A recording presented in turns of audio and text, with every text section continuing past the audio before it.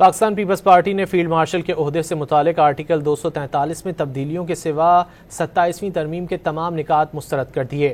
بلاول بھٹو زرداری نے کراچی میں CEC اجلاس کے بعد بریفنگ میں کہا کہ مجوزہ آئینی عدالت میں چاروں صوبوں کی یکساں نمائندگی ہونی چاہیے۔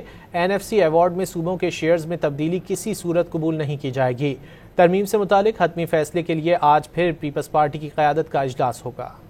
چیئرمین بلاول کی زیر صدارت پیپلز پارٹی کی سینٹرل ایگزیکٹو کمیٹی کا اجلاس گزشتہ روز بلاول ہاؤس کراچی میں ہوا۔ اجلاس میں 27ویں آئینی ترمیم سے متعلق حکومتی درخواست پر گفتگو کی گئی۔ اجلاس میں سانحہ کارساز سمیت تمام شہدائے جمہوریت کو خراج عقیدت پیش کیا گیا۔ اجلاس کے بعد پریس کانفرنس میں بلاول بھٹو زرداری نے کہا کہ NFC ایوارڈ میں تبدیلی اور صوبائی شیئر ختم کرنے کی تجویز کو پیپلز پارٹی مسترد کرتی ہے۔ کسی بھی صورت اس تجویز کی حمایت نہیں کریں گے۔ آئینی عدالت میں چاروں صوبوں کی برابر نمائندگی ہو۔ جہاں تک کانسٹیٹیوشنل پروٹیکشن ہے صوبائی شیئر کا